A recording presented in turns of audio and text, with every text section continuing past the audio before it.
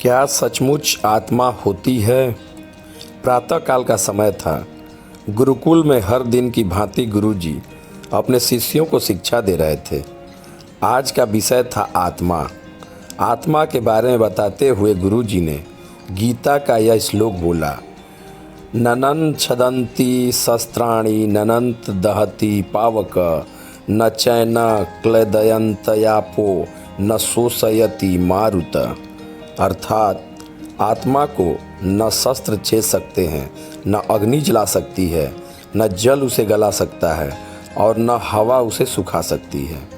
इस आत्मा का कभी भी विनाश नहीं हो सकता है, यह अविनाशी है। यह सुनकर एक शिष्य को जिज्ञासा हुई। वह बोला, किंतु गुरुवर, यह कैसे संभव है? यदि आत्मा का अस्तित्व है, वो अविनाशी है, तो भला वो इस नाशवान शरीर में कैसे वास करती है और वो हमें दिखाई क्यों नहीं देती? क्या सचमुच आत्मा होती है? गुरुजी मुस्कुराए और बोले, पुत्र, आज तुम रसोई घर से एक कटोरा दूध ले आना और उसे सुरक्षित अपने कमरे में रख देना और कल इसी समय वह कटोरा लेकर यहाँ उपस्थित हो जाना।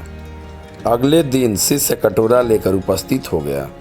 गुरुजी ने पूछा, क्या दूध आज भी पीने योग्य है? शिष्य बोला, नहीं गुरुजी, यह तो कल रात को ही फट गया था, लेकिन इसका मेरे प्रश्न से क्या लेना देना? गुरुजी शिष्य को बात काटते हुए बोले, आज भी तुम रसोई में जाना और एक कटोरा दही ले लेना और कल इसी समय कटोरा लेकर यहाँ उपस्थित हो जाना। अगले दिन शिष्य सही समय पर उपस्थित हो गया।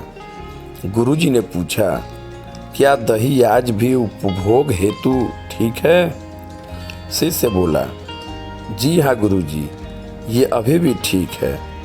अच्छा ठीक है, कल तुम फिर इसे लेकर यहाँ आना। गुरुजी ने आदेश दिया।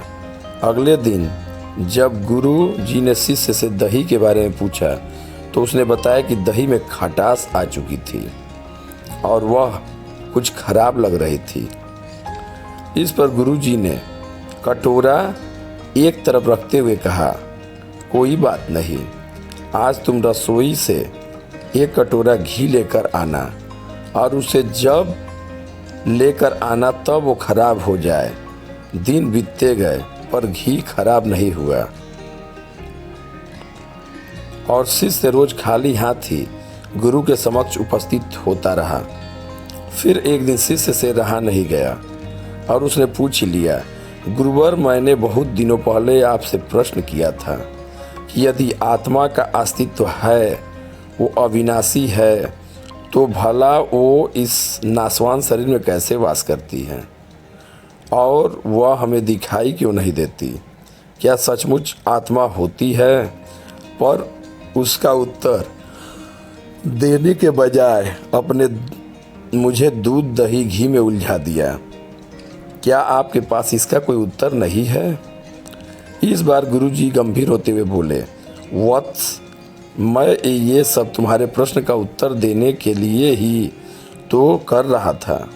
देखो, दूध, दही और घी सब दूध का ही हिस्सा है, लेकिन दूध एक दिन में खराब हो जाता है, दही 2-3 दिनों में, लेकिन शुद्ध घी कभी खराब नहीं होता।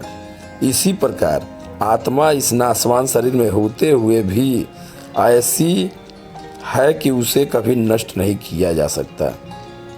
ठीक है गुरुजी, मान लिया कि आत्मा अविनाशी है, लेकिन हमें घी तो दिखाई देता है पर आत्मा नहीं दिखती। शिष्य गुरु जी से बोले, घी अपने आप ही तो नहीं दिखता न, पहले दूध में जामन डालकर दही में बदलना पड़ता है, फिर दही को मथ कर उसे मक्खन में बदला जाता है, फिर कहीं जाकर मक्खन को सही तापमान पर घंटों पिघलाया जाता है, तब जाकर घी बनता है।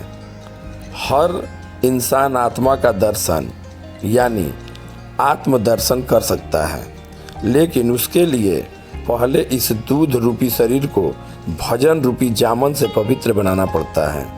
उसके बाद कर्म की मथनी से इस शरीर को दिन दुखियों की सेवा में मथना होता है और फिर सालों तक साधना व तपस्या की आंच पर इसे तपाना होता है। तब जाकर आत्मदर्शन संभव हो पाता है। शिष्य गुरुजी की बात अच्छी तरह से समझ चुका था। आज उसकी जिज्ञासा शांत हो गई थी। उसने गुरु के चरण स्पर्श किए और आत्मदर्शन के मार्ग पर आगे बढ़ा।